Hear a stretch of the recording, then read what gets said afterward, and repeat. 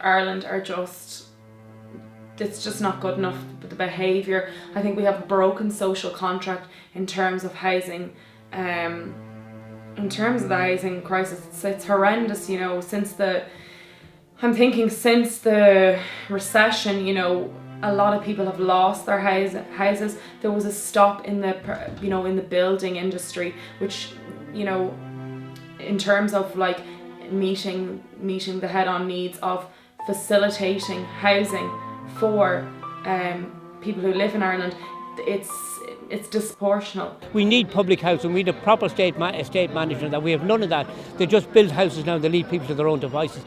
And before the fight, I'm older than you, in 1985, I lived in a social housing unit in Cordock in Blanchardstown, a beautiful place.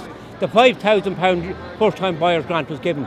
All the people who were employed moved out of that estate, and the packed with unemployed people. They created the social mess, not the people. But everyone has to have a right to a home, so that means we should be able to connect people across. But the difference is public and private. So we need to be able to have a public, like in Austria, there's the whole rent and just it's rented. And you can stay in it till you're rented, your tenor, and it passes to the next person. So there's other visions that's out there. There's other models that's actually being enacted. We live in Dublin and we understand how difficult it is to find a house. We're actually getting kicked out of our house currently, and I think we have sympathy for people who are even less fortunate than us. Like there's 7,000 people homeless at the moment in Dublin, and I think it's disgraceful that nothing's been done and that there's no caps on rent, and that the homelessness crisis just isn't at all being addressed. Part of the Irish Housing Network, we have our own group then, which is NDB support group. We run every Friday out in Dublin Bay North. We have about 160 families in our support group who are in emergency accommodation or homeless on the streets. So we've just had enough now. We're part of the National Housing and Homeless Coalition. I work at Tiglin. I don't know if you're familiar with it. It's the No Books Cafe, which helps the people on the streets. We park up outside Cleary's on O'Connell Street. It's basically to get the government to try listen, because the HAP scheme is not working. We have 10 families that are being evicted next week out of HAP. The landlords has decided to sell up. They went back to CPS and they told them to arrive on the day. So they lose all the time. They've already been homeless and have to start again from fresh. And this is what the government's Rebuilding Ireland programme entails. There's no security, no tenure for the family, so there's nothing secure for them to do. I think the homelessness crisis, there could be a lot more debate about it. I mean, people are just kind of sweeping under the carpet for the most part, especially politicians. But I think definitely like among like young people, there are social issues that are like really highly debated, and they're becoming more prominent as well. But I think it would be great if people our age and younger also got more educated in politics and started raising their voices, because it's going to affect them very soon. I think as well, young people at the moment are getting better at mobilising behind certain movements like the Repeal Project, but now it's getting quite evident that it's time to start organising on a bigger level and thinking about issues further afield. And housing being one of them essentially affects everyone, so it's not that far afield, and it's time for young people to start mobilising behind everything like this. Petitions and stuff, it's generally young people who are voicing a lot more of their opinion, and I suppose because we come from a new generation, that it would be, you know, we've been much more an open-minded generation, that we're not like, you know, institutionalised into the beliefs of, you know, past kind of events that would be set in society. In terms of involvement, I think young people definitely do pave.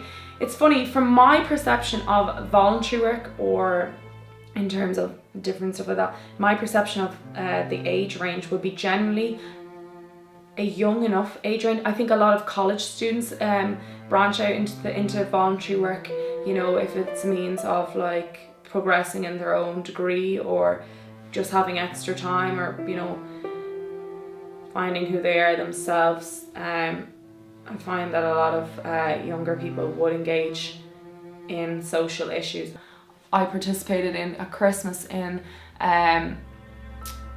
it was like Christmas dinner for the homeless people, and it was crazy. There was so many people sitting in on the event, and what was even more disturbing was the amount of parcels they were getting, emergency Christmas dinners, packaged Christmas dinners, and like tins of beans and sweets and like emergency aid they were sending out to families on Christmas Day who literally had nothing. There was an overwhelming amount. It's nice to see the good work that's been done at local level, with communities such as Simon Community and Focus Ireland, and different local level communities who are trying to engage and help. I see people out in the streets at night trying to help with homeless people, but a huge problem is the housing. There is not enough housing. There's horrendous quality of life for people, it's not even, in that terms, it's not even abiding by the fundamental human rights for human beings. It's not good enough. We're running out of time, we've only got a certain amount of time to fix these problems. They don't go on forever. I know that we read them in newspapers and we hear politicians talking about them. It can seem like this has always been this way and always will be this way. But there's a deadline, you got to pay for everything you do. 15 of the hottest years on record within the last 17 years. The temperature's going up, the atmosphere's boiling. There's a certain time. Now that's not going to motivate people to get engaged. But come on Ireland, let's step up and have a go. People are fascinating. We are fascinating. Me, you, him, her, them, us, all of us, the people of Ireland, the citizens of Ireland, constantly growing, constantly changing. Yet we fear change, the unknown, the uncertain. But what about the known, the certain? Knowing that there is over 7,472 people with no home, certain that the number is growing. Knowing that wealth classifies us, certain that race disconnects us. Knowing that politics divides us, certain that money deprives us. Knowing that we're all one, certain that there's too much of I, me, my and mine.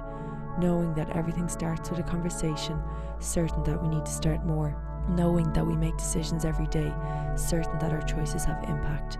Knowing the power of people, of me, of you, of him, of her, of them, of us, all of us, the people of Ireland, the citizens of Ireland, constantly growing, constantly changing. Embrace it, experience it, fight for it. It all starts with a conversation and ends with a choice. Speak up, speak out, be heard. Pledge to get involved, pledge to be the change.